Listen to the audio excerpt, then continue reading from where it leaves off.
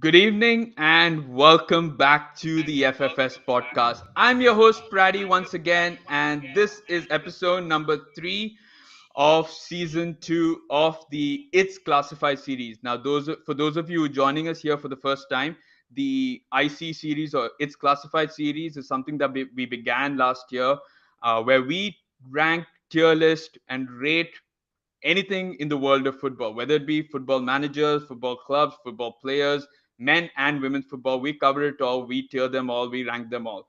For today's particular episode, we are going to be ranking the football clubs as a whole, right?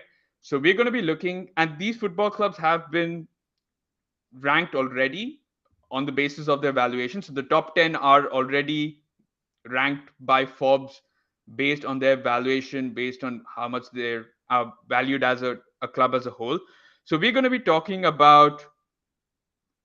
ranking not, I mean, they're already ranked. So we're going to be ranking them basically on their on pitch performances over the past decade.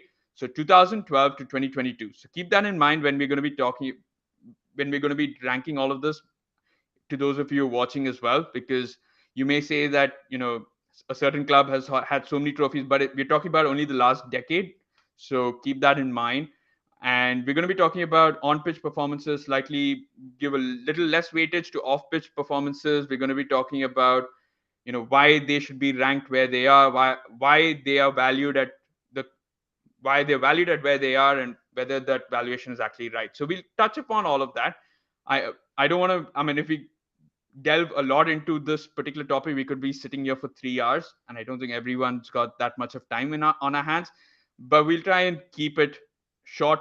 Try and keep it, fun, entertaining. This is highly, highly subjective. So this is the most controversial series that we have on here because it's not objective thinking, right? Somebody might think that a certain club ranks somewhere else, and you might completely disagree, and that is fine, right? We are allowing the use of every language in the book right now. You can swear, you can say whatever you want about a club. That's all permitted on this podcast.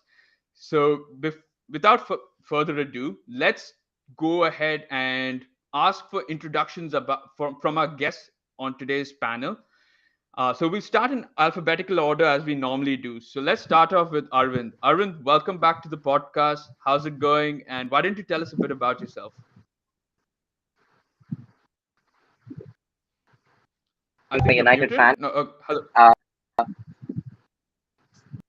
Can you hear me now? Yeah, it's a slight lag. No, I'm not sure what that is. Maybe we should go to Ujwal and then I can. Yeah, sure. All right. Let's go on then to Swarnim, because S obviously before you. So Swarnim, welcome back to the podcast. How's it going? And why don't you tell us a bit about yourself?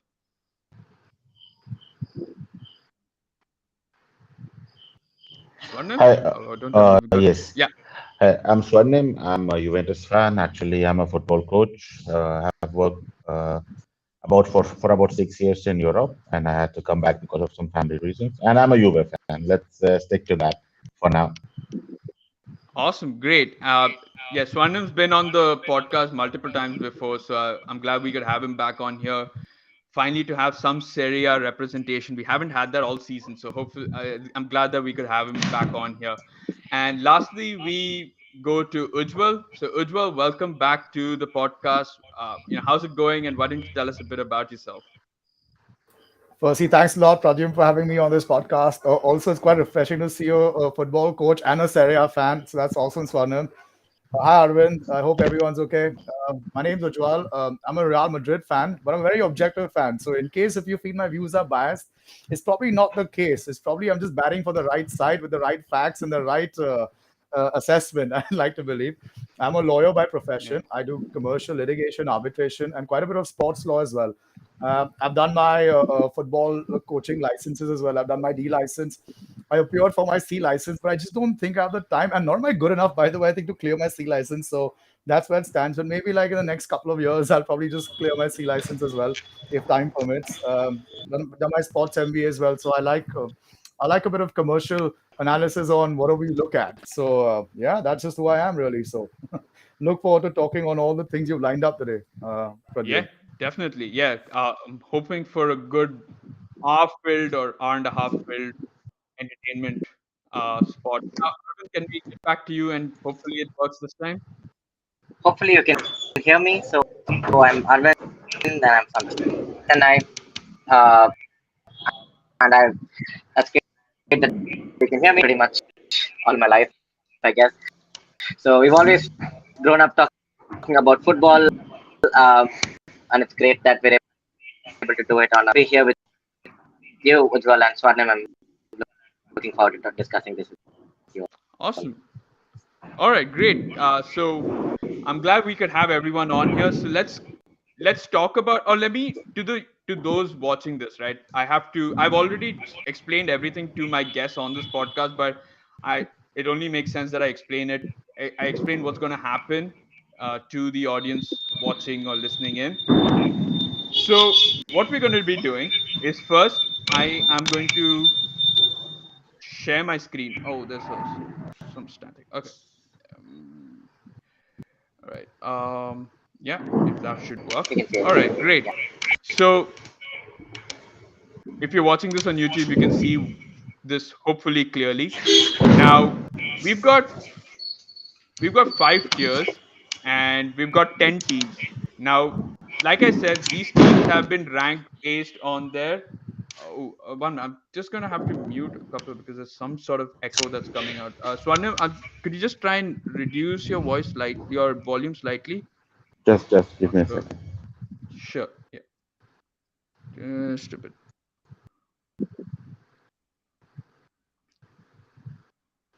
Yeah. Okay. Perfect. So yeah, to those of you watching, sorry about that. We've got 10 teams, and we are going to be ranking them based on the off-pitch and on-pitch performances over the past decade. Now, these teams, like I mentioned before, have been ranked by Forbes based on their valuation. And as you can see, we've got 5 tiers already prepared. So, GOAT Club being the greatest of all time, Rich Rewards being clubs that have invested well and have reaped rewards in terms of trophies, in terms of profits, in terms of players who have come in and who have done well, all of that sort of stuff. And even from a commercial standpoint, hit and miss are people who have had periods of good fortune or good periods or periods of good luck and rewards and trophies, but also have had years where it hasn't really clicked for them. Downward spiral is our teams for the downward spiral tier is for teams who over the past decade have found it difficult to win trophies as well as have had issues with their finances. And then at the end, we're talking about teams who we aren't sure how they're on this particular list, and they haven't really done anything in the past decade to show that they should be amongst the very best on this list, right? Now, how we're going to do it is we're going to choose one of our panelists to talk about a certain team. We'll then open the floor to let the other two give their opinions as well. That way, I feel like we don't spend too long on one particular team and too less on another. So, guys, welcome. Thank you for your introductions. We should, I'm glad we could have this particular session, and I'm glad we could record this. Before we get to tier listing, I probably should ask Ujwal to explain because he wanted to talk about how these clubs are valued and how Forbes comes about creating this particular list. So Ujwal, take it away. What do you want to let us know about, or what do you want to tell us about this particular ranking? Sure. First, thanks for letting me talk about it. So, actually valuing a football club is probably the hardest thing ever because it's not It's not like your traditional companies that you value. So if you speak to any CA, CFA, because I actually spoke to them, before your podcast, and last week as well, you're working on a couple of transactions where we're trying to put a valuation on a couple of clubs, and the traditional method of actual analysis just doesn't work when it comes to valuing a football club. Usually, there are two methods used, two to three, but I won't get too technical on it. It's straightforward. Uh, the term used is a discounted cash flow model. That's nothing but sort of having an eye for estimating future cash flows. So, for instance, when you look at these big clubs, so at least all the clubs that you mentioned are quite big, right? Real Madrid, Barca, Man United, Liverpool, Bayern Munich. They don't have trouble in sort of having these season ticket holders subscribe to them straight away, right? So you can sort of estimate the kind of revenues you can generate. And that's not the case with actually every football club. These are just a few prominent ones that sort of capture your local audience and the season ticket holders. So in that sense, yes, once you're in a position to sort of estimate a certain revenue from your club operations, ticketing, sales, merchandise, X, Y, and Z, uh, clubs are more likely to sort of use the discounted cash flow method.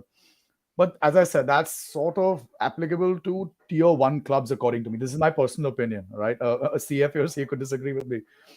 But Yep. a more speculative way of looking at football clubs is actually looking at their income and sort of having a formula which multiplies the income speculatively by 3x or 5x, depending on the tier of the club. So, for instance, certain aspects of the football industry that you'd never see in any other business, right? Look at the wage bill, for instance. Look at how players are valued. I mean, we could look at a certain player right now before the World Cup, and I can tell you that after World Cup, the valuations would have significantly changed. The World Cup heroes are born, World Cup flops are also born at the same time, and that affects your squad value, marketability, and whatnot. So that's another model that's used. The technical term actually being multiple of revenues model. That's nothing but sort of looking at the income of a club and then just randomly multiplying it by 3x or 5x. If it's a tier one club, it's usually 5x. If it's a tier two club, it's usually 3x. And that's how usually, the valuation of 5.1 billion and 5 billion. So in this case, if you go by Forbes list, I think Real Madrid's at 5.1, Barca 5, Yep. Man United, I think 4.9 or 4.8 or something like that. Liverpool 4.45, Munich 4.25, and whatnot. What it doesn't take into consideration, all these clubs are actually in debt, by the way, right? Technically, Yeah. if you look at the balance sheet, all of them are in debt. But because of the revenue generation capacity of these clubs, you see a certain valuation, and people are very buoyant about putting that value. Companies like Deloitte, KPMG, I think that's the model that they tend to use. So I thought I'd just shed light on the fact that it's not too complicated when it comes to actually valuing a tier one club. I think it's a lot more complicated when you sort of look at tier two clubs, especially in Serie A or La Liga, as opposed to EPL. So yes. No, definitely. And I'm glad that you could shed light as to how these valuations were made, because it is important to know that it's not just based on it's not only based on have people coming through gate receipts, or you just have a certain commercial value. It is, I suppose, a culmination of all of these different aspects that you have, and then of course the models that they use to value uh, these these certain Actually, clubs. actually, yeah, Pradeep, actually, in fact, broadcasting takes up a huge chunk of it. So most people think that it's the in-stadium ticketing that Yeah, really no, adds revenue, which does, by the way. yeah, But if you look at the difference between why most EPL clubs are making it in your top 20 list, forget the top 10. Most EPL clubs are making it to your top 20 list. So the broadcasting deals that are set up with Sky Sports and whatnot, right? And that really plays a big role. In fact, um, I think that's the space where La Liga and Serie A sort of, although you have such strong brand names in these leagues, but they don't make it to your Forbes list of top 10 or top 20 also. So that's a bit of that's one of the yeah. most It important factors. it does get skewed by that, because the broadcast deal that the Premier League has is so massive. Like, Yeah. even if, like like for example, like if you were just to take from a ticket perspective, like a club say with Liverpool can't match the size of an Old Trafford or a Camp Nou, because you have so many Yeah. X number of seats. So you have it's all to do with broadcasting. Then you have commercial deals where you sign with like your shirt sponsors and all of those that create these vast, vast, hugely vast numbers. So it's yeah, I mean it's a nice way to start this off. And Can I but add one more thing? suppose Can I add one more yeah, thing? Just one uh, more thing. Also, ownership of stadium actually goes a long way as well. So if you outrightly own a stadium, that's actually the yeah, biggest liability, by the way, because that bleeds out the club as well in terms of maintaining it and adding, adding to your renovation bill and whatnot. So yeah. I think that aspect as well, whether it's whether you're renting it out, what's the ratio of ownership, what kind of investment you pumped in to sort of co-own the stadium with the local councils. I think all of this makes such a huge difference to valuation of a club. So yeah, that's what it is. Awesome. All right. So let's talk about now. Let's get to the tier ranking. This is now the crux of this particular episode. And we'll start off with Real Madrid. Arvind, can you hear me? And would you like to get the ball rolling with Real Madrid? Yeah, I think you chose the easiest one to start with. And thanks so much, Ujwal, for that context. I think it was great to hear in more detail about how these valuations are, recorded and all of that. I think there's no doubt that Real Madrid goes into the GOAT club category. I think this is probably the first and the only one where all three panelists would wholeheartedly agree. There's in every single aspect they trump other clubs in terms of Champions League titles, the way their squad is planned, the way their managers are chosen, their relationship with fans, and but not the least, a world-class football stadium that's in Madrid. I cannot wait for that stadium to be launched, and I think it's going to be a spectacle for sure. Um, they're just a standard club. They are the reference club for every single other football club in the world. So no doubt about them being a GOAT club.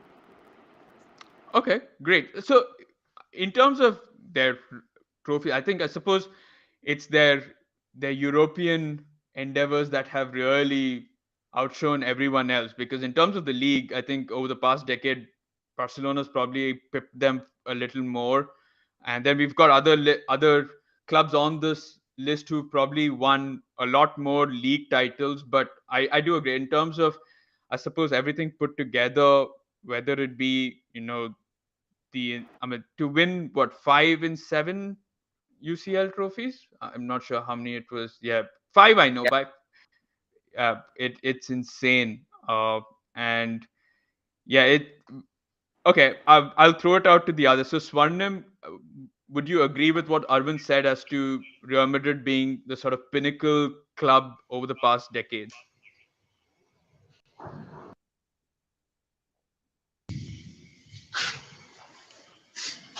Yeah. Sorry for the delay. Yes, No, that's absolutely. fine. I absolutely have to agree with that because I don't think there's any single person on this planet who can say that this past decade has been Real Madrid's decade, if I can put it that way.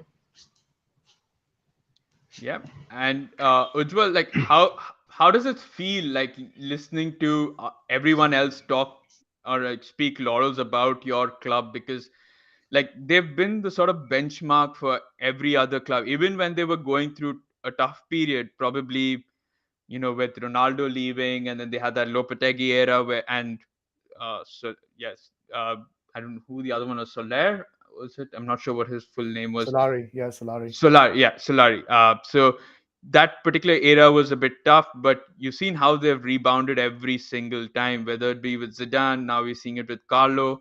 You think that, with the likes of Modric, Cruz, and Casemiro all getting old, you saw Varane leave, you saw Ramos leave, but they've not only done well in the past decade, but they've also seemingly bought well enough to ensure that the future is solid. And I just want to get your thoughts on this.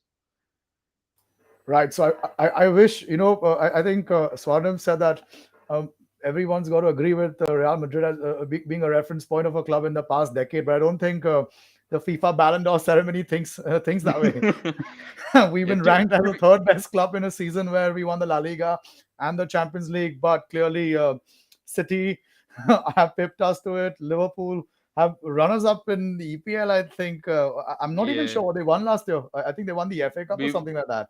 FA Well, Cup I and League Cup, and then we made it to the last day of the Premier League and the final of the guess. Champions League. But yeah, we didn't win EPL, those two. Yeah, PR, Sky Sports Broadcasting has made an EPL runner-up position much more prestigious than winning the Champions League. Clearly, so yeah, well, we're the third best club. I got to respectfully disagree with them.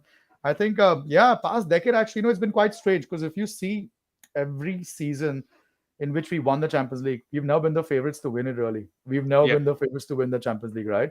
So, and every Yeah. and every sort of Champions League encounter we've had, I've always felt going into the game that it's a 50-50 encounter. I've never, back in the day when Pep sort of was coaching Barcelona, and you actually, when you played a Barca team, you felt that they're going to sort of really dominate you and then destroy you eventually. I actually Ujwal, never. can I interrupt you just for a second? Sure, please, But Yeah, by all yeah, means. go ahead. I'd like to add a small point that I don't think there's ever a season that Real Madrid is not the favorite to win the Champions League. I wish you just saw every English newspaper, every Yeah. Spanish So, newspaper I, that has the bets against Real Madrid, not for winning the Champions League. I can tell you can look it up this year as well, last year as well, and I can tell you so that we are not even in the that's top two. that's the way the betting companies make money, right? yeah. Well, I guess that's the other angle to it. But no, in general, I felt that we've been too close to discomfort, and we've sort of bagged ourselves out of certain situations just on the pedigree of some really strong mental players. So we had players like Cristiano Ronaldo when we won the three-peat, really. Who've been there, who've done that, and they didn't want to give up. And you can still see it even today. I know he's not in form and stuff, but still, if you see, he wants to win every game. We had Ramos, Cruz, Modric, all these guys, when you put them together, there's a sense of national glory meeting club glory as well, and the hunger to sort of win every game. And actually, most people don't know this because most people who probably don't follow Real Madrid and just sort of tune in Champions League, they'll probably assume that they keep making these sort of fluke comebacks or lucky comebacks. Yeah. But I'm not kidding. You watch the La Liga games; they'll probably give you a heart attack as well. Most La Yeah. Liga games are also one after the 75th, 80th minute.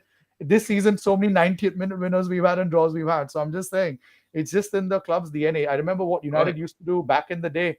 Those last minute after 75 minutes are up, and then you could see United sort of riling away and trying to score the second or third goal or whatever it is. I think Madrid have done that consistently in the past few years. So yeah, you know what? I've got to agree in terms of sheer performance. If you consider UCL is the tournament to win at club level, which FIFA does not consider, then I think in my eyes as well, I think Real Madrid have got to be the reference point of a club. But having said that, I'm not very optimistic about the future just because we have two extremes of players in our squad right now, either too old or either too or, young. And yeah. that's a bit of a problem I do see because when Karim doesn't play, it's not like we have a set source of a goal scorer. Goals are coming from different spots on the pitch, different players on the pitch, and that's actually, in a way, one may say, teams getting together, but it's actually on a very sort of fragile platform right now, as I see it. But I also see it as being like you're taking it one window at a time. So like this window, you kind of definitely looked at the midfield. You got Chouameni in there. You've got very good players to replace them. I agree that in order to they don't the you've got a mix of old, very old, and very young. But I feel like the very old still have a couple of years where they can mentor the very young and get them to that particular level. So there will be a transition period, of course. I mean, that is the nature of football. But the fact that they have those players already lined up is really, I mean, it's scary from a rival perspective, I suppose. All right, Swarnim, I just want to ask you. Next up, we move on to yeah. Swarnim, can you hear me? Yes, I can. Yeah. Can we talk about Barcelona? And I just want to get your thoughts on Barcelona as to where, how the past decade has treated them. See, first of all, I'd like to add that I'm not really an expert with the financial game, so it's better that I not put my views based on it. And in terms in purely sporting terms, I'll put it on the second level because they've, as you said, they've done quite well in the league. At the start of the decade, they used to do quite well in the Champions League as well. They've won, I think, a couple of titles. One was beating us in Berlin, so I remember that very well. So overall, they've done quite well, but they could have done better being the club they are. But I think it's fair to put them on the second spot on the table. Okay. Ujwal, I'll get your thoughts before I get to Arvind's. Bitter rivals Barcelona. Yeah. From an I, on-field perspective, yeah, go ahead. I have so much respect for Barcelona. I think that institution is also a reference point in terms of the rate at which they just keep producing these world class youngsters. Every decade in. I think that's just brilliant. And also the loyalty towards the style of play, the way they actually hire managers, right from Pep to Tito to Enrique. The line of managers they have, and the way they sort of the ease with which they sort of take over the reins of a club. And it's almost like a cut copy paste model with very few deviations here, and then they play in the same way.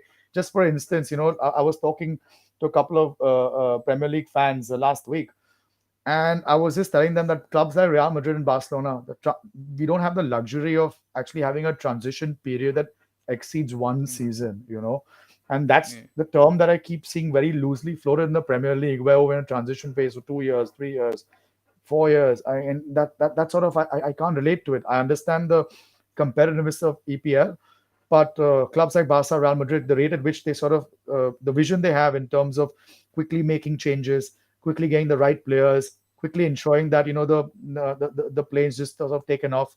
I think in that sense, it's a very culturally rich club. It's very loyal to its ethos, and if you see, they don't. For instance, I could never see a flamboyant player like Pogba fit into a Barcelona, for instance, right, or a Zlatan, although they bought him many years ago, because they have Yeah. such predetermined prototypes of players whom they want, who are not just good players, but culturally they fit in well as well. So, full respect for Barca, and I think they've seriously achieved so much more in terms of dominance, game by game basis. What I'm saying is game by game. I know Madrid won Yeah. last year, but the number of close calls we've had, it's almost like we've come back from the graveyard to win every match we played last season. Yeah. So Yeah. the way when Barca dominated, I don't think they sort of gave the other team a chance. Just a lot like what City are doing, sort of in the Premier League. And when you watch Pep's team play in the Premier League, you just sort of they're killing games in the first half, really, and that's sort of sad in a way. That just shows the quality of the manager he is and the team that he sort of manages as well. So yeah, I'm torn between after Real Madrid. I'm just because Barcelona have had a couple of more UCLs. I think they make it to the list, but I I do think Bayern Munich are a club that merits some attention. I've never Yeah. known a Bayern Munich team that feels a weak Champions League team or a team in transition. Every season they're there and they're thereabouts in the knockout stages, and you just don't want to play them because you know that Bayern outfit is going to be a competitive one. Is going to be a But good one. yeah, I mean, we talk about the past decade, and for all the trophies that Barcelona have won, I suppose we also probably need to talk about the management that they've had and the sort of transfers over the past 4 or 5 seasons at least, where probably since the Neymar transfer is where we things felt, you know, it didn't feel like you said, it didn't feel like it fit the either. As long as much as Neymar, fit the style and all of that, and watching MSN was beautiful to watch at times. It didn't really feel like spending 200 was the Barca way at that point of time, and since then they've had to pay for I think those. you're absolutely right. Actually, I felt they lost their way in between. When Neymar went and Coutinho came in, and they were just throwing away money in the transfer market. It was so unlike Barca to do it, really. And I think they paid the price for it as well. But honestly, what happened this transfer season, the way they resurrect under Javi, the way they've resurrected their ship again, I know, he's not doing too well in the Champions League, and I can also see that they're 6 points off Real Madrid with the game in hand. I don't think they're too far off because you can see the impact that the manager's having on the team. Just same way when I look at Man United and I see how ETH is having an impact on the team. So when you see that as a club where your manager is having an instant impact on the team on the style of play, you sort of there's a level of comfort knowing that what you're in safe hands in that sense. But if you ask me, I think Bayern Munich over Barcelona in the past Yeah, decade. but Uh, where would you put them in the on the list, the Barcelona? okay, so can I just want a clarificatory question on Yeah, the yeah. second one. It says rich rewards. Rich rewards. What does that sort Okay, of? so yeah, so If that's you can define that for me. basically so that's basically that their investments have reaped rewards in terms of trophies, and Right. they've been Oh, like that. almost seasonal winners of sorts. The only investors are the sovereign funds over here. So in that case, it's just a competition between City and PSG, and now No, but Chelsea. No, not Chelsea, any but City yeah, PSG. yeah, yeah. I think return on investment. I think it's still got to be wow. Return on investment. I think Liverpool as a brand, they've overachieved with Klopp. They've overachieved with Klopp. Just in that But sense, where yeah, comparatively they've not spent as much as the rest of the clubs, but they've still nicked off a Premier League. They won the Champions League before the Premier League, and mind you, well, Klopp came at a time when Liverpool were not even. You wouldn't have probably even considered them as contenders in Europe ever, or even the Premier yeah. League in that sense to win it. So I think in terms of sure return on investment, I think Liverpool have got to be the club really. So in my eyes, Okay, it's Liverpool actually. But in Barcelona, where would you put them? I'm just let's focus on the Barcelona perspective. Where would you Oh, have them in the Barca, list? I'll tell you. Let me have a look at this We're list talking about again. the past decade, so Last decade. in Um, yeah. So if you want Within any me. in terms of the trophies, they won 5 league titles, 8 regional cups or local domestic cups, and I three think two UC. European Oh, three trophies. UCLs. Yeah, it's not two. I know. On numbers leaning in favor of Barcelona. I'll go with Barcelona. Numbers highly leaning in favor of Barcelona. But it's been a leverage sort of victory for them as well in that sense.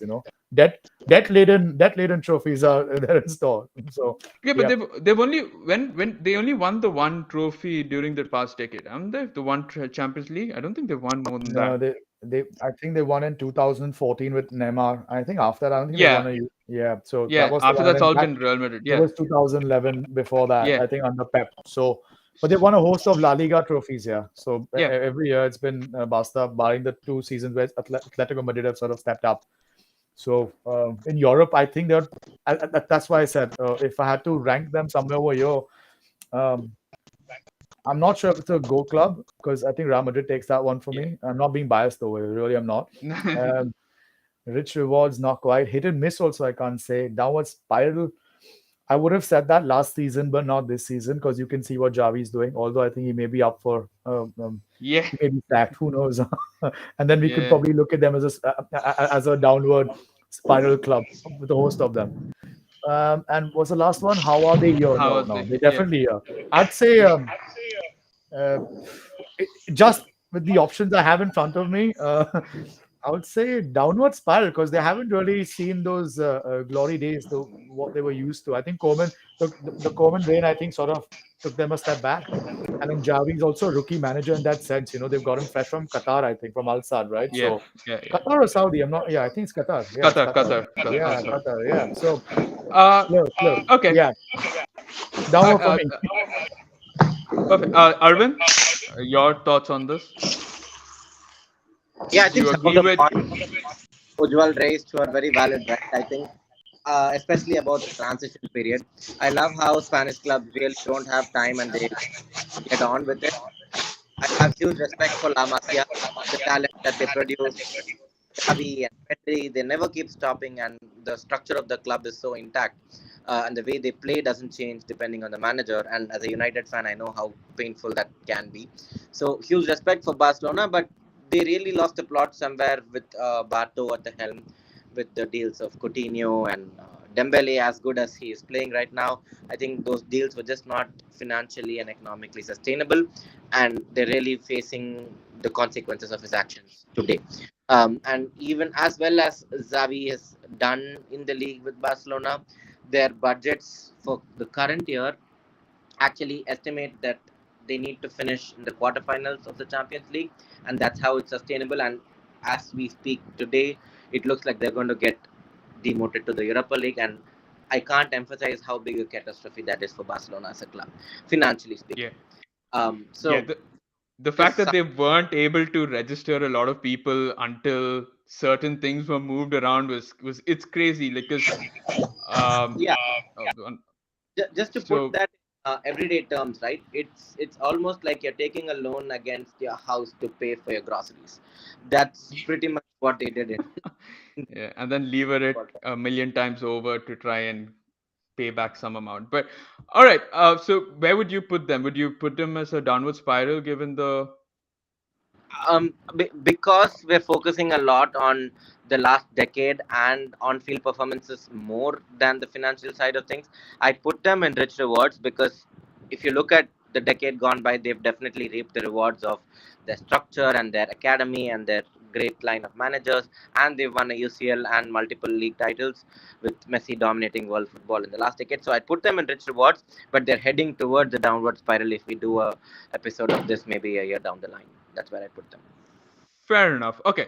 I did say it earlier on that I will be giving a lot more priority to on pitch performances and how they've done that. So I would probably agree with Ujwal, Swarnim, and Arvind in the fact that they have won trophies. They have sort of, they've been a more seasonal trophy winner in the league, especially. It may not have worked in Europe, but they've at least been constant in the league and pretty consistent as well over the past decade. I think it was what, even they won 8 domestic cup trophies, so they've reaped a decent amount of trophies for the investment. I had to acknowledge the fact that from a financial standpoint, it is slowly spiraling. I mean, not slowly, quite fast. Like it's quite rapid, the spiral. But fair enough. I did also bring that up. Okay, let's talk. Ujwal, I want to talk to you about Manchester United. You obviously said at the start of the show that you had, or before the show began, that you had some very, very huge opinions on Manchester It's United. true. I actually have very. So I'll tell you, I'm torn two ways. On the one hand, I feel wow, what are they doing so well behind the scenes that it is still one of the most relevant clubs in world football. That every year, KPMG and Deloitte still sort of rank them in one of the most valuable clubs and brands ever. Because if you see the operational income, even in a few articles that are written on valuation of clubs, you'll see the operational income far exceeds any other club. I'm not going to count City and PSG because honestly, you can't value these two clubs. They're sovereign owned clubs, so I won't get there. Yeah. But at least just in terms of Man United, what a brand! What a brand that is still alive even today after a decade of honestly one of the most abysmal decades I've seen any giant of a football club go through. I thought Milan back in the day saw that, but Milan paid the price for it. It's not in the top 10 anymore. United, Yeah, no.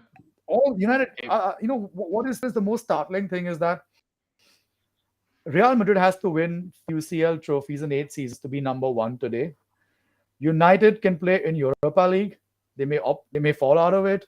They may be in top four, may not be in top four. They may be in a mid-tier battle for all I know, but they'll still make it to your list of top 10. And I think that itself is mind-blowing. That just shows the brand that exists today. Some brands in sport all across I feel. Lakers, similar. I follow a lot of basketball as well. So Lakers, Man United. I don't follow NFL, but why the fact that I know some sporting properties despite not following the sport, that tells me how rich the brand is, right? And my naked eye test tells me I know a lot of people don't follow football, but they know Man United. So in that sense, you know what? Well done, Man United. Everybody knows you. Everybody knows that you're one of the biggest clubs. I do not know why, but hats off to the marketing and the scenes behind actually the pitch that does it for you guys. I think it's just amazing. The penetration in the Asian market is just brilliant. So on one hand, just full marks to Man United as a brand, right? But when I look at them as a football club, I'm not even sure if I call them a football club, just because I think it's been the biggest circus in the past decade. I've not seen a bigger circus than Man United. I'm sorry, but I genuinely haven't. You don't. We'll come to one show shortly later, which I feel probably will match quite closely. Yeah, fair enough. Because I see £1 billion, right? £1 billion, not euros, not dollars, £1 billion, right? Blown up in the past decade, and it's got Jose Mourinho's Europa Trophy to show off for. It's probably got an FA Cup or a Carabao. No, it's a Carabao Cup. No, it's got up. Yes, I think I'm not sure. I think it's a Carabao Cup, right? I think it's 2 or 3. And with Louis Van Gaal, yes. Sorry, LVG probably showed off that FA Cup trophy. on the back of a top four, on the back of P4, I think, or P5. So that, you know what, the amount of money they've spent, I'm sorry, but you cannot be lingering and fighting for top four just because your neighbors have spent lesser than you and they've got a lot more to show for. Again, I said I won't get to the sovereign fund part of it just because that itself is a model that one can have opinions on. But Yeah. if I just look at it in terms of money pumped in the Premier League and trophies won as a return on investment, I look at Liverpool as a reference model who spent far less and have a lot more to show off for. I look at Man City, far more to show off for. I look at Chelsea, spend lesser than United, and have won much more. And yeah, I'm just seeing a club literally, lowering its standards every season. They've reached a stage where a top four is actually something that they never thought they could achieve. And I don't like that in a way because I grew up seeing Arsenal, United sort of go at each other, right? As much as Yeah. I've not liked the United dominance, but I've always had respect for Sir Alex Ferguson and Man United as a club and a brand. So when I see that they're doing everything right in terms of the investments they're pumping it in, why Yeah. they're not getting their club The to reward. play football and win trophies, it's beyond me. It's really beyond me. I think that stems from footballing culture which doesn't exist at Man United anymore. There's no clear cut vision. There's no clear cut long term horizon. They're not trusting their managers enough. I think owners have a lot more of a say on what happens on the pitch, and that's always a bad thing because if you hire somebody with a certain skill set, you got to trust them in the transfer market, back them up. So when I see So yeah. that, it's a whole mix. It's a whole mixture of management wanting control, having having managers in place with short-term horizon, and I just don't see it click anymore. Right from David Moyes to LVG, I thought Jose Mourinho, I thought he could have done with some backing because he got a P2, he won you the Europa, he got you the Carabao Cup as well. I know he's a very controversial figure, but the fact that he's still your most successful manager and the most hated at the same time tells me the club is Yeah. yeah, there's so So much where would going you on. where would you put them down on the list? Look, no, as a brand, I think they're very much up there. I can't say how they are here because that is only reserved for Yeah. one club called Tottenham. But Yeah. but downward spiral, 800% downward spiral. Yeah, I think it's already hit rock bottom at the beginning of the Yeah. season when they Pretty lost to much. Brighton 4-0, right? So, but I can see, I can see VH. I hope they back him because I've seen them play. I think they're playing beautiful football. I do think if they back this manager and they stay with him, irrespective of what happens this season and the next season, you'll probably see a different Man United, right? So, but at the Yeah. moment, I've got to go with out now downward spiral. Last decade, brilliant on that count. I've never seen a club spiral the way they did after spending that much money. Milan did not Yeah. spend that much money, right? Milan didn't Yeah, spend that much I'm money. sure. I'm sure Swarnim will help us in that. So No, Swarnim, Manchester United. Would you agree with what Ujwal said? Like, you know, downward spiral over the past decade, or what are your thoughts on the club? Absolutely, like Ujwal said. Absolutely, like Ujwal said. I've also never seen a club go phase out like that. They used to be the top club of Europe, of the world, and now no one actually, apart from, I'm talking in purely in terms of sporting side of the game, no one actually even takes them seriously. I'm sorry to say that, but I really wish they come back to the top, the place where they deserve to be. But for now, it has to be downward spiral. And when we are talking about Milan, of course, they haven't spent that sort of money because they don't do. None of the Serie A clubs can have that sort of money like United. Awesome. Arvind, I mean, it must have been very difficult for you sitting there listening to us slander your club. But what did you make? What would you make of what do you make of Manchester United over the past decade? And would you agree with the views presented here? I'm sorry, Arvind. At the outset, I'm damn sorry, but I had to put your club in the downward spiral category. The No, I assessment think was very objective. the one beauty of this whole discussion is that again, Man United make it very easy for people to agree. There's no debate on how bad they've been over the last decade. I don't want to elaborate on points Swarnim and Ujwal have already touched upon, but just to summarize that, I think we have no structure. We don't have good owners, to put it very mildly, and we're in a lot of debt, and the club is just a vehicle for them to put their debt on. So this is the root cause of all the problems. We could talk about United and why they're so bad for an hour and a half just on United alone. But just in terms of how you categorize them, I'd probably put them on hit and miss purely for the reason that United have the financial backing to get themselves out of here if they take good decisions. And that's a huge if. I completely understand that's a huge if. But I would put them in hit and miss rather than download spiral, especially I mean, because you're getting outvoted anyway, right?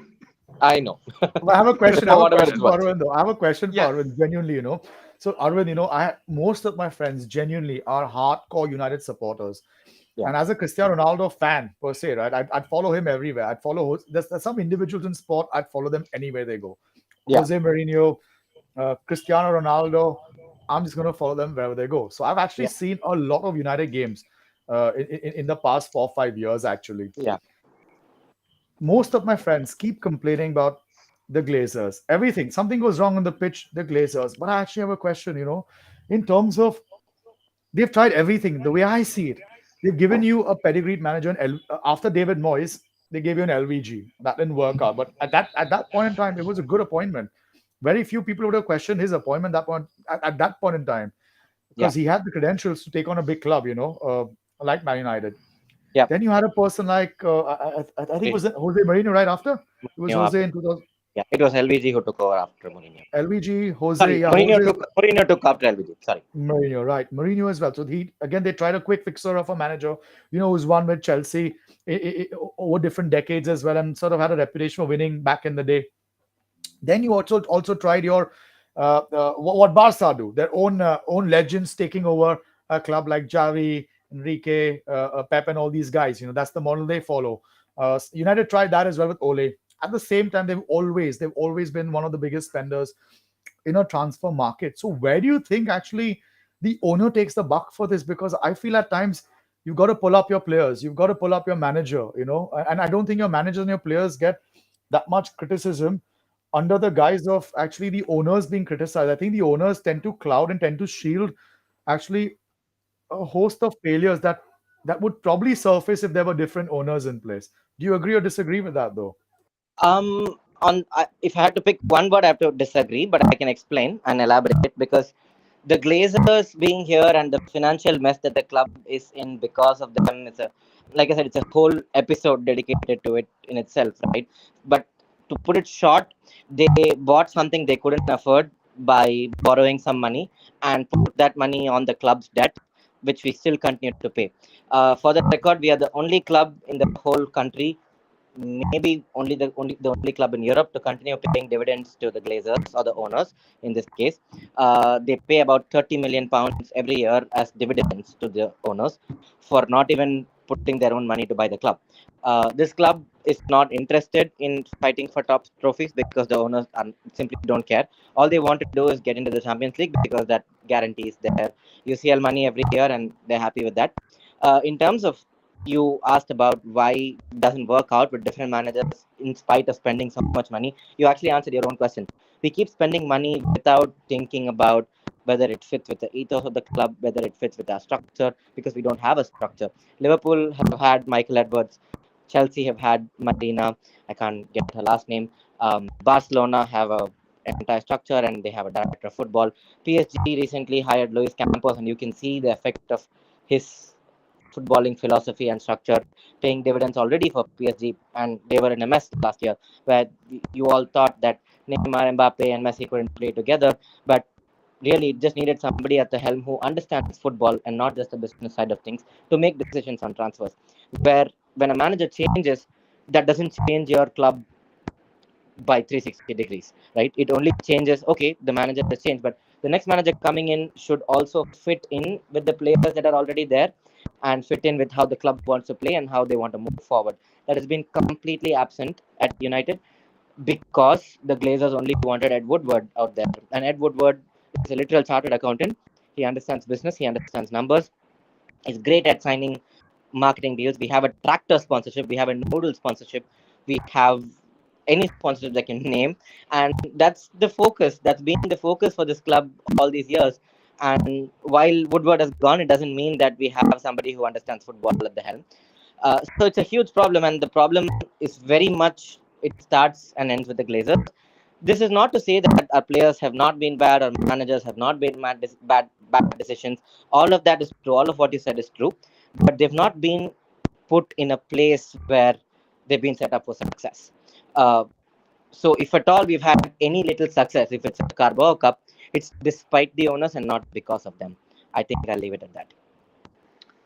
That helps. Well, Thanks for clarifying. Actually, yeah. Sorry, yeah, I can actually sense the disappointment in his tone, and I can see how desperate he is, along with all the United fans, to sort of have a change of ownership. In fact, you won't believe this, but I think Mohammed bin Salman, MBS, wanted to buy United, and the Glazers weren't willing to budge. So Newcastle actually is not their first option, but it yeah, was yeah. actually the second or third option. And I imagine what would have happened if another sovereign fund, that was Saudi sovereign fund, would have entered the foray and taken on probably the biggest footballing brand, in that sense, in Yeah, the Man yeah. United.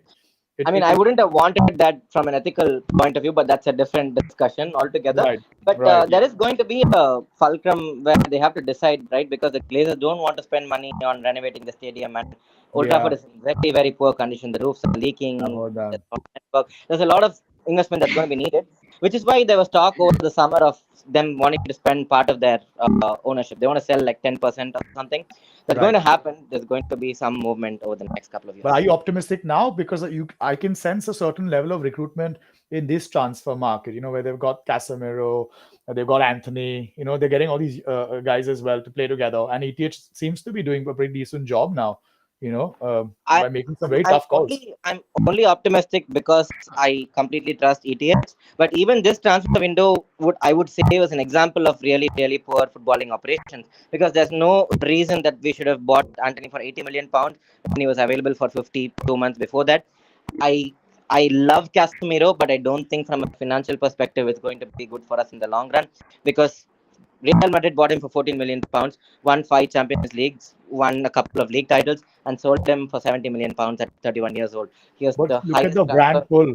That's the brand So pull of Man United, right? Like, even though they could be done and out, I'm telling you, they could be done and out.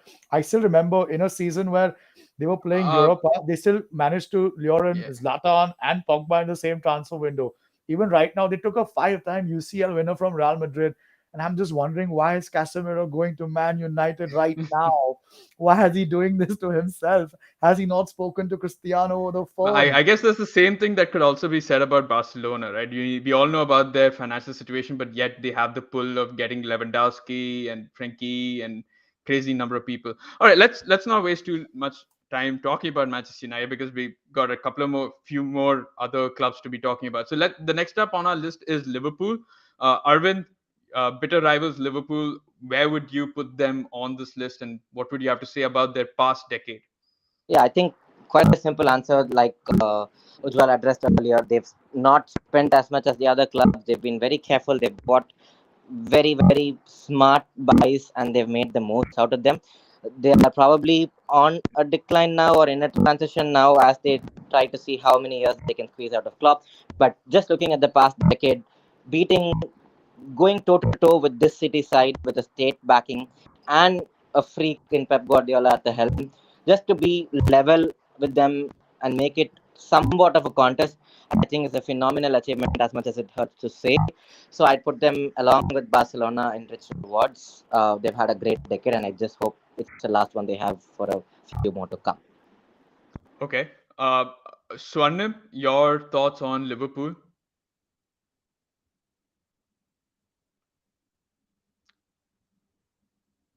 Swarnim? Okay, we'll get to Swarnim's Uh, thoughts. Oh no, so yeah, yeah, you hear me now? yeah. Sorry, I'm having some issues with the network. Oh, Anyways, that's all right. so Great. about Liverpool, before actually I give my answer, I'd like to ask a small question, because since I don't really follow the Premier League, what are the trophies that Liverpool has won in the past decade? Okay, so great. I've got that lined up. So they've got one League Cup, they've got Mm-hmm. the FA Cup, the Carabao Cup, and then the Champions League, the Super Cup, and the FIFA World Cup. The whatever It's FIFA everything. Club World Cup, Club It's World Cup. everything. They won And everything in the under Klopp, ev- like practically. yeah, everyone everything under Klopp that is there to win. That's probably the tier one level. Okay, so but they it's haven't just won like the one league of trophy each. yet. No, yeah, they did one league Ah, trophy, one okay, so they Carabao have. Cup, one So FA they've Cup. been making a collection of one of each, basically. But I'll Yeah, tell you what, exactly. just one more thing if I may add. When he's missed out on the Premier League, it's been like by a point or two. So in that sense, he's gone seriously toe to toe over 95 points over 3 seasons. With Yeah. Pep. So in that sense, But if you want to consider that as well, yeah, to have a but by that logic, we would have won 9 Champions League. But unfortunately, we won two and lost in seven. Fair So enough. true, true, fair That's enough. No, no, yeah. fair enough, fair enough. Fair enough. Just Yeah. giving you all so the, putting on the buffet for you to make your own assessment. yeah, so I think I'm struggling to decide between the second and the third because a club like Liverpool could have done much better.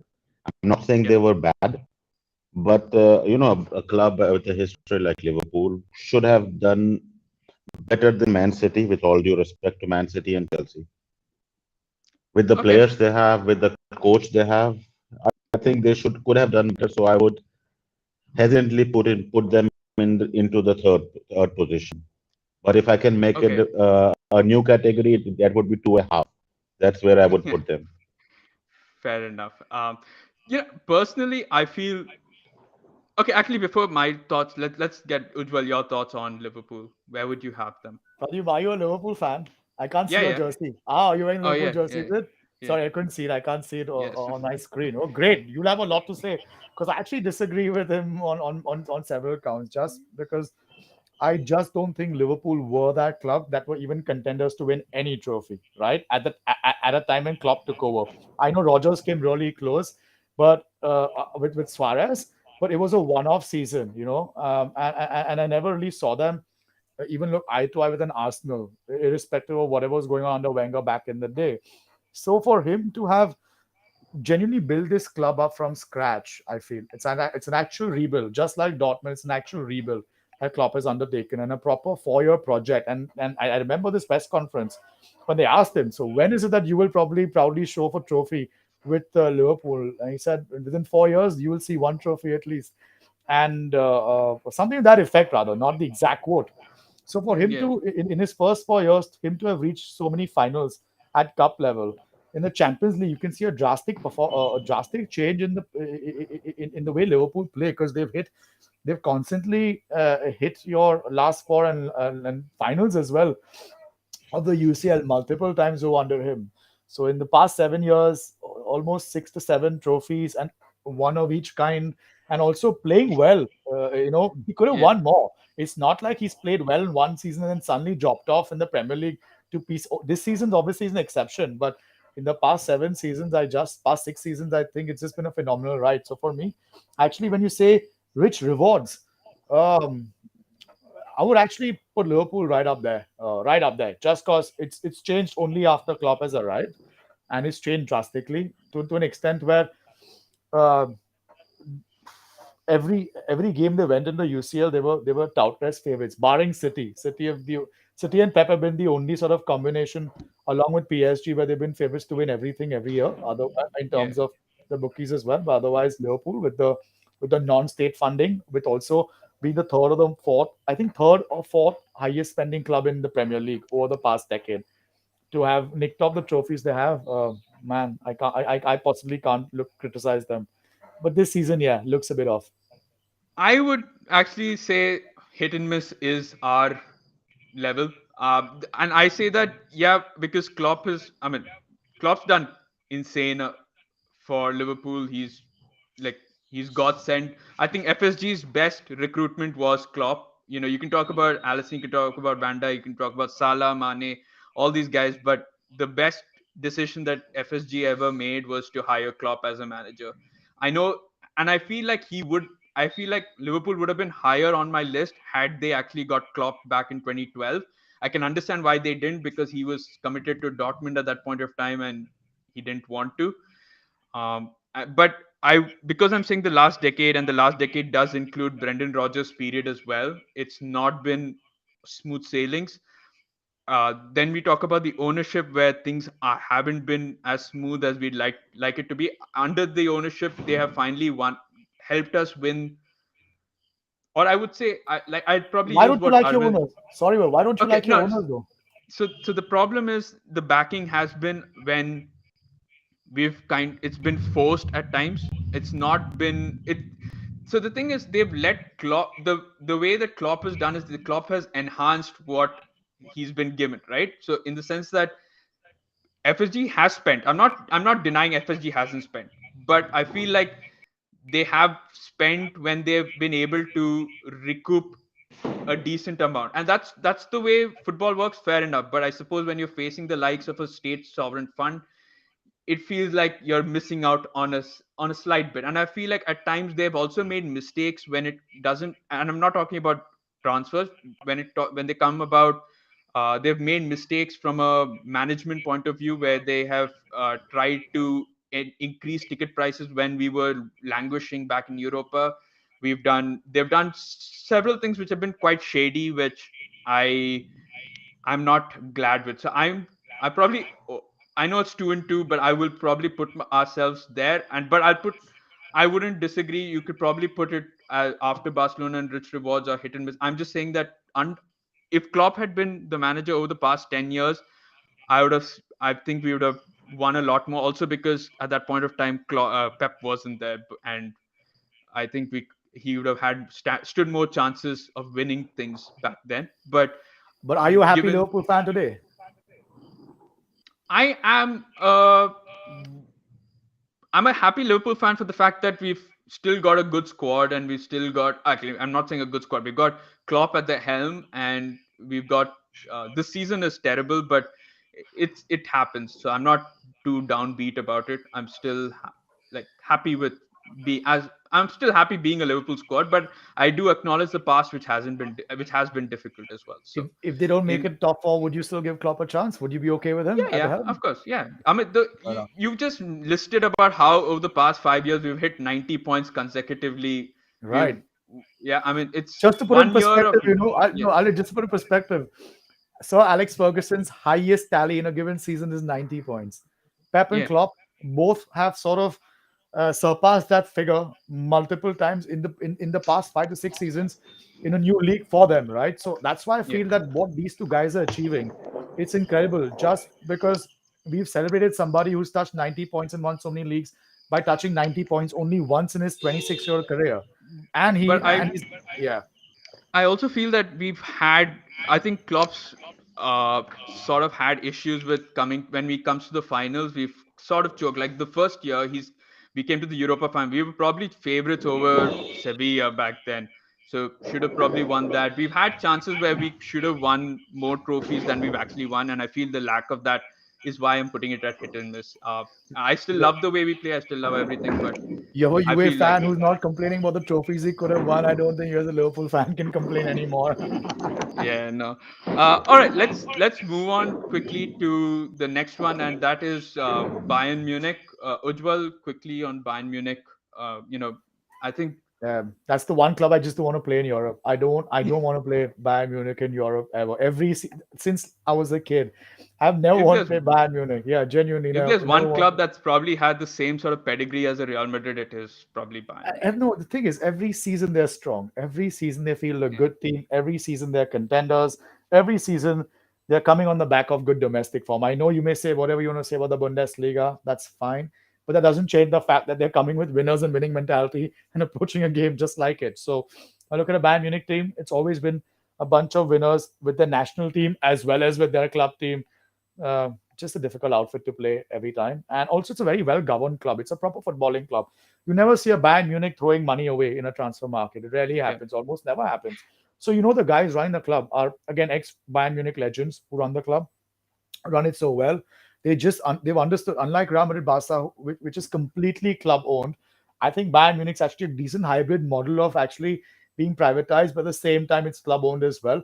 So in that sense, I find the entire club, right, from its bottom up down approach, literally bottom down up approach in every way. It's a proper footballing club, rich in culture, winners all throughout in the past 2 decades that I've seen them play. So much respect. yeah. But I feel they're like the South Africa of cricket in that sense, because I think they could have achieved a lot more in Europe, and they Yeah. somehow don't cross that Well, hurdle. they've got a lot to thank from you guys because you've normally kicked them out of every semi-final that they've been in. Strangely, the Arvind, biggest humiliation's been with Pep at Bayern Munich against yeah, Real yeah, Madrid and yeah. then Barca after. So yes, but Um, yeah, if I had to categorize them quickly, I'd actually say hit and miss for Bayern Munich in Europe. I just feel every season they've been a very yeah, powerful outfit. That's but we're why. talking. I mean, as a whole, I, I mean, I don't think there's. I wouldn't even Actually, put.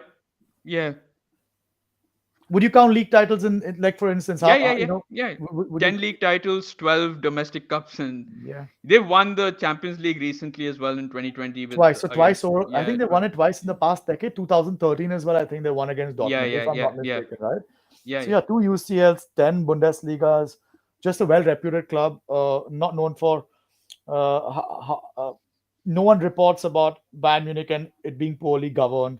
You will still see the off flash of Madrid going haywire in the transfer market, or a Barca, or a Man United, or all the other clubs we have on our list right now, but never Bayern Munich. So in that sense, I think Yeah. it's a strong contender for a GOAT category. I feel. I genuinely feel it. Bayern Munich as a club are one of the greatest clubs I've ever seen around, Yeah, along with Real I'd love Madrid. to Yeah. agree with you on that. Arvind, quickly on your like Bayern Munich for you. I think I couldn't disagree at all. They've been a standard club. I put them on par with Real Madrid because of the domestic dominance which they have ahead of Madrid, right? I think they'd kill to have the number of UCL titles that Madrid have and the consistency that Madrid do when it comes to UCL. And like Ujwal and Pradyum also pointed out earlier, it's just that question of mentality when the stakes are so high. Something really pushes Madrid. I think Bayern would really want to achieve some more consistency in Europe, but they are always formidable. You never ever write Bayern off. They always start as favorites against most clubs in the world. Yeah, and remarkable consistency. And again, with a great structure, good coaches all the time, players that buy in, great academy as well. So I put them right up there with Madrid. Okay, all right. And Swarnim, Bayern Munich.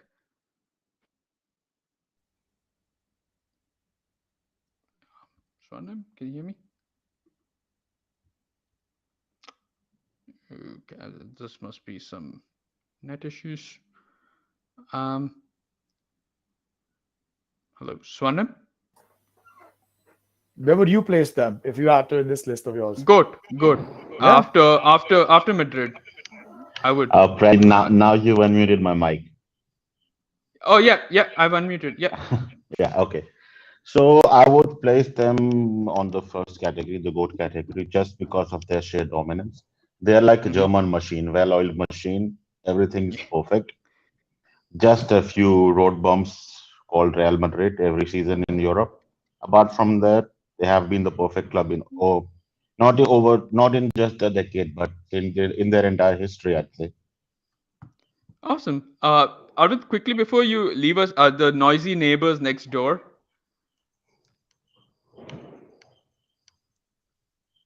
Arvind? I'm not sure if we've got him here. All right. Okay, Swarnim, let me get your thoughts on Manchester City. If you could tell us a bit about, you know, like where you think how they've done over the past decade. So they have been the most dominant Premier League side over the past decade. I think that's a sentence that sums everything up. So, but still, they haven't. Surprisingly, they haven't won the Champions League yet. So I would put them in the second category, along with Barcelona. Okay. Ujwal, would you agree with that as well? Yeah, I couldn't agree more. I feel if you had to take return on investments, look at Man City. You call them Yeah. noisy neighbors. I think they have noisy neighbors now. What are you on about? Yeah. City ain't noisy neighbors. There aren't too many fans Yeah. in at the Etihad, by the way. So I'm not really sure where the noise comes from. But just look at what they've done. They've done it with some elegance and style as well. It's not just been winning trophies like how Chelsea have had, in terms of constant reshuffling of managers, buying players for short-term basis, winning trophies. No, you look at Man City, look at the way they're governed. It's actually beautiful. Why? Because they actually took on Barca's sporting directors straight away, Chicky Begiristan and I think Soriano, they got him way before they got Pep on board, by the way. So it was Pep was a 3 year planned maneuver, right? It wasn't just okay, you know what? Pep's left Barcelona because Pep had decided to take a year's gap and then take on Munich. But they actually, in that time frame, they really understood who Pep is, what he wants in place. They got two of his bestest friends at Barca, at Man City, restyled and reshaped Man City like how Barca were under Pep. And the way they landed Pep, I think that itself is a stroke of sort of, I mean, well calculated, well executed master plan. After that, I just feel they give Pep enough time. At the same time, whenever Pep has wanted something, they've delivered in the transfer market, and that's also a luxury very few managers have. So Man City have not just dominated the Premier League; they dominate every game, every minute of the Premier League, and that I Yeah. find incredible. You know, when I see stats like 68, 70, 72, 75, 78 in terms of possession, highest goals scored, Man City, least goals conceded, Man City, highest number of points, Man City. Where do you stop with this team? What do you not like about the club? It just in terms of pure football, just I pure do football, agree. Yeah, yeah, right? I'm not yeah. talking about the ownership. I don't care where the money comes from for the Yeah. purpose of discussing Let's Man not City get there. right now, right? You won't get that. Yeah. You just look at football for football. I'm sorry. I think it has to be rich rewards all the way. City have had Yeah. way too many Fair trophies. enough. Arvind, Man City, noisy neighbors. Would you agree with Rich Rewards? Hey, not Yeah, noisy neighbors. They've got noisy neighbors. Yeah, yeah. it's been painful to watch them over the last decade, right? Especially after that Aguero moment. From there on to here, it's been awfully painful as a United fan to watch them. But whenever I do watch them from without the lens of me being a United fan, they're such a wonderful watch. They're always fun. They remind us why we like to watch football, entertaining, high pressing, and aggressive and intense. What really goes under the radar with Man City is how hard they work because they're so Yeah. flamboyant, because they score so many goals. I don't think people talk enough about how hard their players work to recover the ball every time they lose it, right? So it's remarkable to watch them. Pep Guardiola, I know he's always had the benefit of being in bigger teams and having the benefit of money, but I don't think people can achieve what he's achieved without being a revolutionary coach, once in a generation coach. I have an utmost amount of respect for Pep. As much as I don't like him, as much as I call him a fraud every time I can, every opportunity I get, and I think his UCL record uh, is poorer than his qualities as a coach should have. So I think that's something he'll want to correct with City, especially. And if he does win a UCL with City, they'll be a goat club. But I think right now, Rich Reward is exactly where I put them. I completely agree. What's more painful, Awesome. watching Liverpool win or watching Yeah. City win for you? Liverpool, hands down. I don't think that's even a Yeah. tough question at I all. would agree. Yeah. All right. The next up we have is PSG. Ujwal, quickly, PSG. This is the actually the other club that when you're talking about Man United being the clown show, this PSG is what I would sort of Oh, rank there. Only in terms of it being, you know, like we know the sort of club that they are and the amount of money they've put in and all of that being there. But so I can have they share something with reaped? you on that count. It was in Carlo Ancelotti's book, something as basic as so when Carlo took over PSG, if you recollect, this is in 2012, I think. I think it was after was it after Chelsea or after Munich? I'm not too sure. He took over PSG for a season way back Yeah, when, back in the day. And he said that look, we didn't even have a canteen to eat food together at PSG, which is something that exists at every other club that he had managed. So the fact that he introduced the canteen at a club like PSG, the people could eat together and sort of bond as a team, that shows that the club didn't have structure at any given point in time prior to our Carlo taking over. Carlo, whom I consider as literally the big team manager, the Galactico yeah. manager, really, is barring the Everton stint. Yeah, I know exactly. I'm not sure how That was Everton the actually, anomaly but you know there. what? Well done, Everton. Well done. But no, Yeah, I actually don't think PSG are a circus. I really don't think it like that just because in the end, look, they've won, they've dominated the French league. I know you may call yeah, call it whatever you want to call it, right? But they've still gone out there and dominated it. And at the same time, they have landed. every Galactico possible. They have a Neymar today, they have an Mbappe today, and they have a Messi today, right? I'm just saying, look, in the end of it, you're staring at that. Now, I know they go about doing business. They make headlines for the wrong reasons, and they often let individuals become bigger than the club. But I don't think any individual can become bigger than PSG just because I don't see PSG as a football club. I just don't see them as a football club. I see them as a sovereign fund, right? And it's a state club. So you're never going to get bigger than a state club. A state club is a club that can say no to a 180 million cash offer with 6 months run down on Mbappe's Yeah. contract. No one, no football club can do that. No football club Yeah. would do that. But No football PSG, club can have the president come in and intervene yeah, and say, you know what, just try and the speak country's to him. prime Yes, minister places the country's call, right? yeah, prime That minister. only Yeah. happens when you have political relationships to honor, right? So, but no, I wouldn't call them a circus at all. I also feel that they have done well in the Champions League. When I say well, I know they haven't won it, but I've not seen them being humiliated ever, right? And that goes a long way. They've not been Well, up. the I can't. Barcelona one was probably a Oh, yeah, humiliation but in a look, look, different look, look, way. look. They humiliated Barca first, right? They So did. on Yeah. aggregate, Yeah. on aggregate, look, they made it a Yeah. match worth watching. All I'm Yeah. saying Yeah. is that you never watch a PSG game in a Champions League tie and go like, this tie is dead anyway. Why do I watch it? Because they're always in it till the last So last where would minute. you put them on the list Wait then? until we play them tomorrow. You'll see a match that's dead anyways. I hope so. I hope so. But I I really would still hope say it doesn't turn out that way. I'd say it's rich rewards, really. I would say it's rich rewards because it is return on investment. That's in terms of trophies that Yeah. pumped in money and they're winning trophies. So what else do you want as a PSG fan who just loves football? You've got your trophies to show off for. So 100%. Again, it's rich Okay. rewards. It's rich rewards for me. Swarnim, would you Or hit agree and with miss. that? Or hit and miss on your logic, just because you know the number of outings there in the Champions League where they could have won it. So yeah, either or, right? I just feel that. I just feel that given the amount that they spent and the wages that they're spending, and Hit or I feel miss. like they should have won a lot more. And they've even lost out on us on some of the league trophies Twice, as well. yes, yes, yes. The Twice, twice yes. they've lost So out. I Yeah, yeah, I yeah. would put them hit and miss. But Sure. Swarnim, where would you put them? Would you agree with Uh, what we've said? I would actually agree with what Ujwal said, and I'll put them in the rich rewards category. Just Okay. I wouldn't downgrade them just another category just because they haven't won the Champions League. But by all means, they might be the winners this season, so you never know.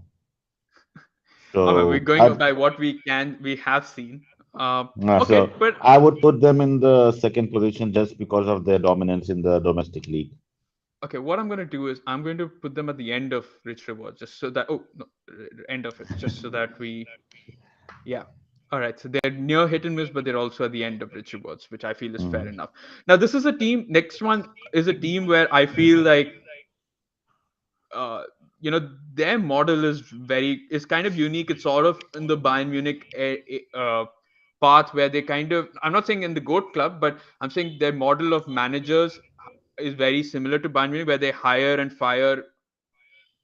At least in the Abramovich era, they used to hire, fire, but those used to reap a lot of rewards because they used to win either the Premier League or the Champions League. So he would only settle for managers if they won a trophy, and that sort of reaped well for them. I felt like Conte had a decent stint where he won the league and then he won a cup, I think the FA Cup or something. And then you had Tuchel, who came in, immediately won the Champions League. And then before that, I mean, you had obviously Frank Lampard had a decent stint as a manager because he took them through that whole transfer ban transition phase. So I feel in terms of their in terms of the performances, in terms of the money they spent, I probably would put them on under rich rewards because I feel like sort of they've had what, two UCLs, two league cups, no sorry, two league wins, two Premier League trophies, and two domestic cups. So which I feel is even better than what Liverpool has done, and they've had some 5-6 managers during that entire period. Swarnim, I just want to get your thoughts on Chelsea. I would have to. Oh, I think we've lost him for a bit. Ujwal, till Swarnim gets back. Sure. Oh no, Do you he's hear back. me? No, wait, Oh, he's wait. back. Yeah, He's yeah, back. I can hear. Yeah. I'm saying that I'll have to agree with you here. Okay. Hello. Yeah, I can hear you. Yeah. Ah, I'll have to agree with you here because, given the number of manager changes that they've done, I'm surprised that they've won what they've won. So Yeah. I'll have to put them in the second category. But Okay. again, it's a little, sort of a situation where, again, I believe that if they would have stuck with a coach like Thomas Tuchel, they would have won more. I don't understand. I don't really understand why they let him go this season, but it's a different Yeah. topic altogether. They Yeah, spent 200 million definitely. and let go of him after. Exactly, Yeah. doesn't make sense. Oh, that was definitely due to owner manager conflicts and the way, but like you said, that's a conversation for a different time. But Ujwal, would you agree with it being a rich reward given Oh, I like absolutely agree with the categorization, but I disagree with you on the fact that they've modeled themselves on Bayern Munich. No, I think they've tried. Roman has tried to be a Real Madrid, I think, from the word go. oh Why? yeah, Because well yeah, I'll yeah, tell you why. I'll tell you why. We saw a manager called Del Bosque. We won in the 5 seasons under him. We won three La Ligas and two UCL trophies, right? But we fired him in the season. He didn't win the UCL, but won the Liga for yeah, us. yeah. I've seen him fire Capello on the back of a league title. I've seen him fire Schuster on the back of a league title. So I felt that I've seen him fire Zidane. Zidane, he couldn't do Hmm. it afterwards, right? I know Zidane left on mutual terms consent, but literally it's not like that. No one leaves Real Madrid. I know it's Perez who's pulling in the screws from behind the scenes. Carlo Ancelotti as well. So I feel Chelsea have tried to model themselves on Real Madrid's formula, where no club manager becomes as powerful as the club management in that sense, You're right? right. Yeah, So yeah. I feel Chelsea, the fact that they want different managers with the same team, that speaks volumes about the clarity with they want to hire players and see how versatile they are in terms of playing under different managers with different styles. I think that's what Real Madrid does quite frequently as well. I think past 5 6 years have been slightly different, but just because we've had Zidane for a long time because he's kept winning, we've had Carlo for a long time just because he's won. But if it weren't the case, you wouldn't see these guys actually in the dugout, right? So couldn't agree more. But Rich, yeah, very well run club, very professional. Carlo in his book, by the way, he said nobody hires football managers better than Chelsea because the recruitment Yeah. process at Chelsea is by far the most professional. So and it's the longest as well. So yeah, they're a good No, club. I agree. I forgot Madrid. Of course, I when I said that they're like Bayern, I didn't mean that they model themselves, but I think the similarities between Madrid, Bayern, and probably Chelsea are that they're not manager clubs, right? Like Yeah, these guys they're ruthless. sack. Yeah, they're ruthless, and it works for them. It's worked for the two we see on the Goat Club. We've seen Chelsea working. Unfortunately, we probably chose this year. If we chose this decade, if we chose a previous decade, probably the early 2000s or the late 2000s, they'd be right up there because under Mourinho they were a different beast. So, Yeah. and Do you then the remember different Di clubs. Matteo? We won the Champions League Yeah, under. yeah, exactly. So They've had some great it's stand-in insane. managers. Avram Grant, Di Matteo, Goose Hiddink was Oh, the Gus Hiddink was perennial an stand-in manager. insane interim manager. Yeah, Every I think time, they. every time Chelsea sacked a person, there came Goose Hiddink. But that's the difference between them and United. United sack Yeah, managers, but they get so vastly different managers that they have to shift. They have to change their entire squad to sort of adjust to that manager. right. Whereas Chelsea can, they get the right ones at the Spot right on. But time. because they get high profile managers, you look at Chelsea recruits, it's never been a manager who's been a rookie of a manager, barring Frank Lampard. That too Yeah, for very different reasons, right? Otherwise, they try and go for try tested models, either in Carlo, Scolari from back in the day. Collard. Yeah, Yeah, yeah, great yeah. at recruiting managers. What can I say? All right. Next up, we've got Juventus. Swarnim, let's get your thoughts. I know we said no biases, but I think since we're the only three here, let's get your thoughts on Juventus. How's the past decade been, and where would you have them up there? See, we've won 9 league trophies out of 10. We've been to Champions League finals and painfully lost both of them. Like we've lost five more of those, but we've won I think 7 league cups as well and 5 super cups. Hmm. So I think if that's not enough to put the club in at least in the second category, I don't know what is. Oh yeah, yeah. Okay. I would, yeah, I would definitely put them up. I have even probably consideration. Yeah, I guess the top two might be out because they won Champions Leagues, but yeah, Exactly. definitely high up in the second one would definitely be where I would think Juventus If belong. if we would have won at least even one Champions League, I would have put us ourselves in the Definitely. first category. But I think second would do for now. Yeah. Ujwal, would you agree? I actually completely agree. So when I think of Serie A, I only used to think of AC Milan and the way you have sort of taken over that Change that. mantle of being the reference point of a club in the Serie A. Today it is the go-to club, so as to speak.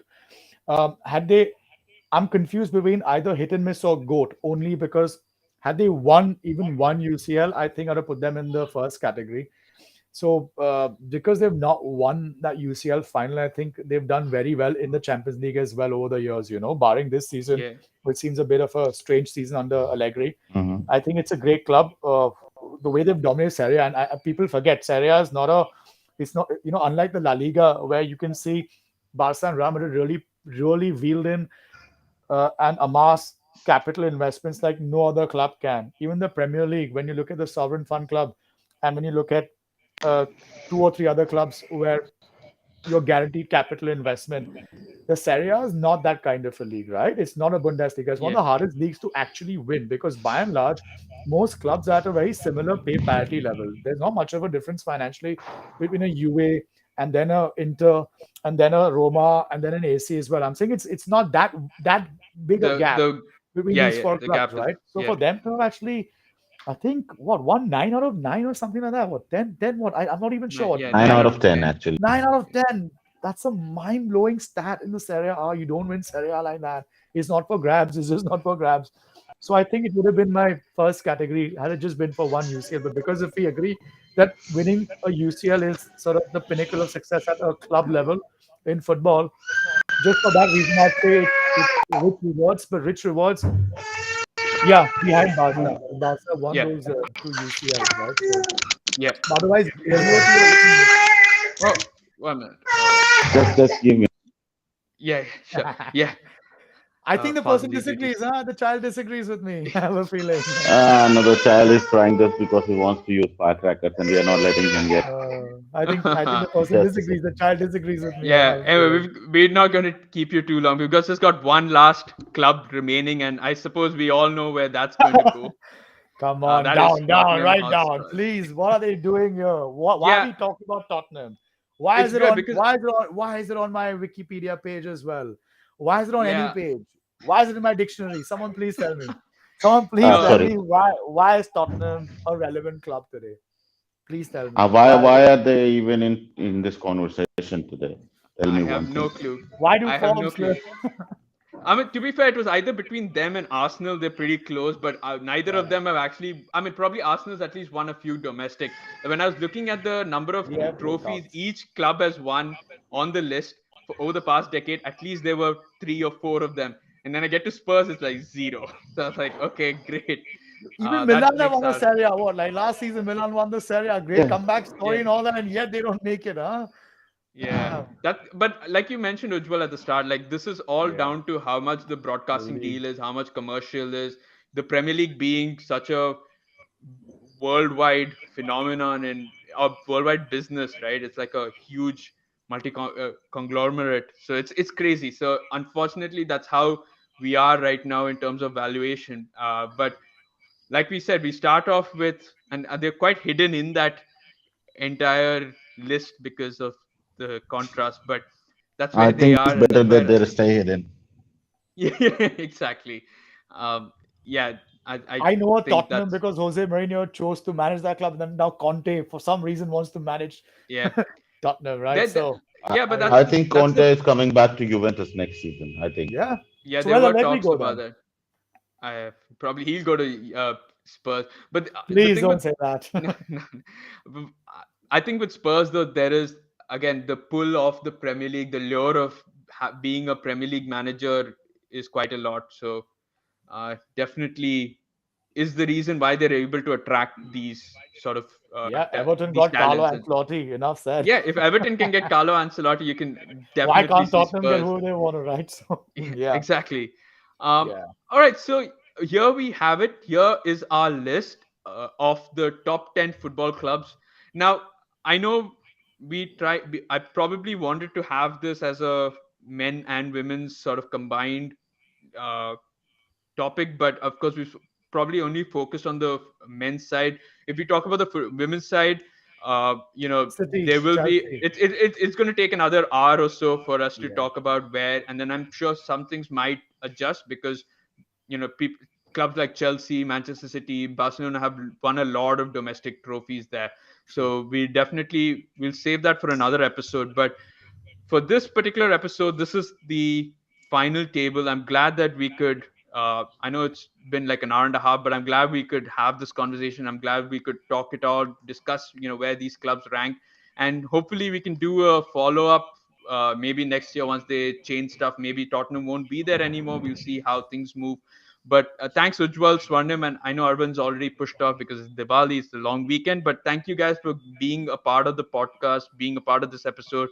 It's a pleasure having you on here and discussing all of this with you. Hope to host you in the near future for our other series as well. I really It was appreciate a it. Thank you pleasure so to much. be here, man. Yeah. Thank you. And thank you to those of you who are watching this either live or who are watching this, later on. If you do like these kind of episodes, I know they get a little bit lengthy, but they're all chaotic. They're all, subjective. So I hope you found them entertaining because we spoke about a lot of these clubs that you guys support. And if you do, please do hit the like button, comment down below, share with your friends and family on social media. Subscribe to the YouTube channel. The links are all down there in the description below. You can also follow us on Twitter and Instagram, and let us know if you want to be a part of these kind of podcasts as well. We'd love to have you. Love to hear from you as well.